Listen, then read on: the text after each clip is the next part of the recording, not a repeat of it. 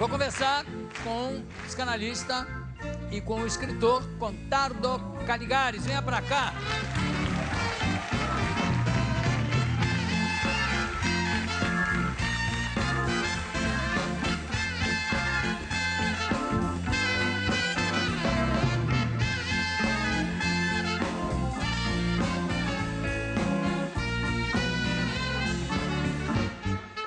Contardo, você já esteve em Rolândia? Não que eu me lembre. Na terra... Não que eu me lembre. Porque veja o que são as coincidências. O Derico vai tocar, em Rolândia. No Teatro Facar. Como é o nome do teatro? Facar. Fatar? Facar, com 2 Cs. Facar. O que é Facar? É uma homenagem a quem? Não sei, eu nunca... É um teatro de Rolândia. É um teatro de Rolândia. É onde rola o show. Eu nunca representei em Rolândia. Mas você voltou a Rolândia depois que saiu, ou não? 2 vezes. E não sabia do teatro? Não. Belo teatro. Realmente Tá vendo? Ô, pessoal de Rolândia, pelo amor de Deus, né? Podia lá cantar chamar o Elias para fazer um espetáculo lá. Isso, obrigado. Contardo Caligares, livro novo, A Mulher de Vermelho e Branco, pela Companhia das Letras. O livro segue o livro anterior ou não? Na verdade, precede, porque é o mesmo protagonista, mas é uma coisa que lhe acontece antes do livro anterior. Então, é um momento anterior da vida do mesmo protagonista. Como dizem em cinema americano, é um prequel. Exatamente, é uma espécie de prequel, certo. E qual é como é que se diz, o plot, frescura, o enredo principal do livro? Escuta, o enredo é o seguinte: Carlo Antonini, que tem alguns traços que são comuns quer dizer, que ele tem alguns traços parecidos comigo. É um protagonista que eu inventei justamente porque é prático, pelo menos sei mais ou menos o que ele pensa, né? Sim, o que ele faz. Adora mulher, por exemplo. É psicanalista. É psicanalista, vive no Brasil, vive nos Estados Unidos, nasceu na Itália, enfim, tem uma série de... uma constelação de... O sobrenome é Caligares? Não, Antonini. Então, o Carlo encontra uma paciente bastante misteriosa, que se veste sempre de vermelho e branco. Vermelho e branco. E que o força a começar uma terapia em uma situação na qual ele, de fato, não deveria, logo antes de ele viajar ao Brasil. E essa paciente ele vai reencontrá-la ao Brasil. E, ao mesmo tempo, porque é um livro no qual ele é confrontado com 2 mulheres, ambas misteriosas e bastante animadas, digamos assim. Sim. Nesta viagem ao Brasil, ele também encontra um amor que ele tinha completamente perdido de vista, alguém por quem ele tinha se apaixonado e com quem ele tinha tido uma história de amor grande nos anos 70, e que ele reencontra em São Paulo. E essa é uma jovem vietnamita, era jovem em 75 ou 76, agora é uma mulher vietnamita. É a mulher mais importante do livro, ou não? Eu não sei, os leitores acabam se apaixonando por ela especificamente, mais do que pela mulher de vermelho e branco, de alguma forma. Mas isso são coisas que acontecem no livro que escapam a quem escreve. Completamente a quem escreve. Ela acaba sendo a personagem mais... E ela é... Bom, ela é, na verdade, alguém por quem eu, pelo menos nos anos 70, me apaixonei e que teve uma certa importância na minha vida. Nunca mais a revi, mas é essa figura que inspirou. Você, quando a conheceu, que idade ela tinha? Ela tinha 22, assim... Isso, quanto? 76. Quer dizer, se você reencontrar, ela hoje vai estar... Sei, a minha... Murcha, bem murcha. Não, escuta, não mais do que eu. Porque ela tinha a mesma idade, você tinha a mesma idade. Eu era mais velho. Eu pensei que era uma coisa que era o contrário. Não, imagina. Pensei que era uma pedofilia ao contrário. Não. Mas você fala de pedofilia aqui, porque eu abri... é verdade. O que é que você está tratando? É verdade. Não, é que Carlo Antonini vem, melhor dito, para São Paulo para dar uma palestra, que é uma palestra sobre pedofilia. Isso tem uma razão de ser no livro, porque uma das questões do livro é como é que se educam crianças por pais de culturas opostas e diferentes. Porque a outra mulher, a mulher de vermelho e branco, tem um problema, porque ela é uma brasileira que vive nos Estados Unidos, que casou com um marroquino e estão lidando com a complicação, isso em 2003, 2 anos depois dos atentados do 11 de setembro, então lidando com as dificuldades dessa diferença cultural na educação das crianças. Agora, aí, consultando o profissional, você falou na educação das crianças. Até hoje tem gente que acha que homossexualismo ou homossexualidade, como se diz agora, que pega, você deixar... Então, as crianças brincando no parque, aí chega um gay e diz assim, afasta as crianças, como se fosse gripe, ou febre amarela. Não, assim, ainda há esse pensamento, porque tem gente que se choca quando vê que um casal gay, ou de mulheres ou de homens, adotam uma criança.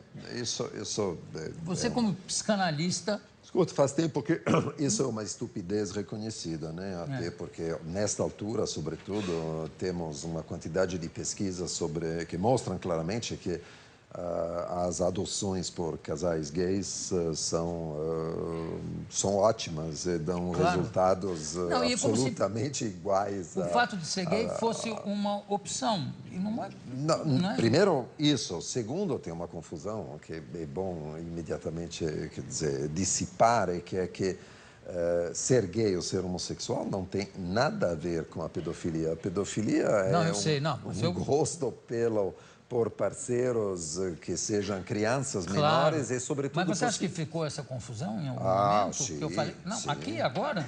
Não no que você disse, mas na cabeça das pessoas, completamente. Porque eu falei de criança, mas pode ser até em festas, tem um grupo que, se o cara chegar perto, o grupo se desfaz. Tá, mas aí é um pouco complicado, porque as pessoas têm uma atitude... O homofóbico, fundamentalmente, é uma pessoa que, sobretudo, tem muito medo de sua própria homossexualidade. Então, ele se afasta porque não está a fim de se deparar com o que ele mesmo, eventualmente, sentiria. Sabe aquela coisa... Oh, meu Deus. Agora, já que está se falando de sexo, aliás, que é uma raridade, né? Conversando com um psicanalista, um escritor e autor, né? Falar de sexo. Mas... o caso do Dominique Strauss-Kahn com a camareira, que agora parece que vai a julgamento, ele falou não culpado, vai ser julgado. E eu não sei se isso foi um vírus que contaminou os banqueiros, porque nesse caso não é o homossexualismo. É que tem um outro banqueiro que também foi preso. Vamos ver as fotografias, por favor, dos dois? Olha, aqui é esse aqui é o outro, né? Aí é o Mahmoud Abdel Salam Omar. E vamos mostrar aí o vídeo do Strauss-Kahn, Dominique Strauss-Kahn, sendo recolhido. O que você acha dessa exposição dos acusados antes do julgamento? Bom, escuta, isso... É meio inevitável, mas sim, enfim. Sim, em parte inevitável. E também faz parte de uma tradição diferente da nossa. Os americanos algemam sem problema todo mundo, sempre. Então, mas eu acho que aqui também. A pessoa tem uma certa tendência a esconder, a permitir, eventualmente. E também tem uma força do privilégio no Brasil que protege um pouco. Mas olha, tem casos que sem julgamento... Um caso que eu estava até revendo uma matéria excelente outro dia, se eu não me engano, foi no GNT, do caso da Rua Cuba, em que o filho foi inocentado, não se provou nada, e continuou pairando essa Isso pesa em cima de uma vida inteira. Agora, no caso de Strauss-Kahn, eu também não. Eu não estou falando que ele seja inocente, nem ele, nem o outro banqueiro. Não tenho uma grande simpatia. Eu vou te dizer por quê. Não tenho uma grande simpatia, não te tanto negou por dinheiro. ele. Banqueiro te primeiro negou tem isso. Bom, que o FMI não me emprestou nunca nada. E olha aqui, eu quis prestar consultoria e não quiser. Pois é. Mas fora isso, é que é um tipo, se confirmar, porque não tem só a camareira, tem uma série de outras mulheres. É um tipo de relação com essas mulheres que é, sabe aquela coisa, cometer um abuso com alguém de quem você supõe que ela não vai ter a coragem de se queixar. Que ela é inferior. Ela é inferior E no sentido que você sentidos. vai inibi-la. De alguma forma, ela não vai ter a coragem de denunciar o que aconteceu, porque ela vai achar que vai ser pior para ela, porque ela vai ficar envergonhada. Enquanto quem deveria se envergonhar deveria ser ele, claro. Mas, bom, essa posição é um negócio que me dá um certo plasio, né? É uma coisa que me dá um certo nojo. Porque é um certo tipo de gosto num exercício escroto do poder. Sabe, não é tanto sexo nessa história, é o fato de eu posso abusar de alguém a ponto de que essa pessoa não vai ousar se queixar. Ou que não vai acontecer nada. Se queixar, ninguém vai acreditar. Exatamente. Então, eu vou nessa e... Bom, isso é uma coisa que eu não gosto, e gosto ainda menos em homem de poder, que poderiam, sabe, tipo, o cara poderia ser presidente da França, ou poderia ter sido antes que isso acontecesse. Agora fica meio complicado. Agora fica complicado. E a vida, o que mudou na vida sexual das pessoas daquela época, de onde começa o livro até hoje? Qual é o grande diferencial? Peraí. Na época de hoje, qual é o grande diferencial? O que mudou muito a vida sexual das pessoas? Você já tratou disso? Tratou disso escuta, na peça? A coisa que mais mudou a vida sexual das pessoas hoje é a internet. Pois é. Isso sem dúvida nenhuma, claro. Não tanto porque... Bom, por um lado, pela vida sexual virtual. Que não é tão virtual assim. Eu acho ótimo ter um monte de pessoas que não teriam vida sexual nenhuma, nem sequer masturbatória e solitária, mas que têm uma vida sexual graças à internet com encontros virtuais. Eu acho que isso é perfeitamente... Hoje em dia, falando nisso, todo mundo tem, quer dizer, as pessoas têm Facebook, tem Twitter. Eu quero avisar, eu já avisei aqui uma vez, vou avisar de novo. Eu não tenho Twitter e não tenho Facebook. A única coisa que eu tenho, e não sou eu que tenho, é o programa, é o site do programa do Jô. Você pode ver entrevistas, deixar perguntas, sugerir pautas. Agora, Twitter eu não tenho nem tempo para ter. Mas tem gente que fica quase que viciada em Twitter, né? Eu tenho Twitter. Você tem Twitter? Eu tenho Twitter, claro. Mas isso aí é interesse profissional. Você é um argentário. Não, imagina, que não ganho nada com o Twitter. Não, eu tenho Twitter, eu acho divertido. Eu não... Quantas horas você fica tweetando? Pouquíssimo, mas o problema é entrar e postar, se possível, a cada dia, se não, 2, 3 vezes por semana. E Facebook? Não, Facebook não tenho, mas tem 2 Facebooks com o meu nome que são falsos, de pessoas que eu não sei quem são, e que abriram Facebook no meu nome. Tem uma coisa engraçada, correm muitas matérias do Luiz Fernando Veríssimo e do Jabor, que não são nem do Luiz Fernando Veríssimo, sim, claro, nem do Jabor, com nome. Certo, estou assinado. E tem outra coisa curiosíssima também. Eu fiz um número aqui com as meninas do Jô, que, aliás, está na hora de convocá-las. Um número que era um musical baseado na música do Erasmo, Festa de Arromba. E era um musical feito por era um conjunto, eu não me lembro agora qual era o conjunto, mas era de uma das pessoas que já tinha sido entrevistada aqui. Porque, que Festa de Arromba, era na época do Mensalão. E aí corre na internet esse vídeo dizendo assim, esse vídeo não foi ao ar porque foi cortado do programa por ordem superior. Mentira! Foi ao ar 2 vezes, inclusive. Né? Então, esse lado da internet tem um certo perigo. Para algumas coisas tem um perigo. Sabe? Se a pessoa faz um Facebook no seu nome, pode botar qualquer coisa lá. Absolutamente. Eu poderia um dia escrever uma carta para o Facebook, e efetivamente eles acabariam tirando aquilo do ar. Mas é uma chateação, né? Tem que fazer isso, mandar, escrever, pedir para um advogado escrever. Mas tem coisas que me atrapalham naquilo, por exemplo. Porque sabe como é que é no Facebook? Você coloca o seu nome, a companhia, a sua foto. Daí tem alguém que te conheceu da época que você estudava na Suíça com ele, sei lá o quê. E te o Jô, e te escreve. Como a pessoa que está fazendo aquele Facebook não é você, não tem a menor ideia de quem esteja escrevendo, não sabe o que responder, então não vai responder. E o cara que achou que tinha te achado, vai pensar, puta, o João, né? Como ele mudou. Como ele mudou. Não liga mais para mim. Não está ligando mais para mim, é péssimo. Olha, o livro é A Mulher de Vermelho e Branco, da Companhia das Letras, Contardo Caligari. Mas antes de me despedir, eu quero saber essa história da sua experiência como fotógrafo antes de se tornar psicanalista. Muito antes, certo? Eu tinha o quê?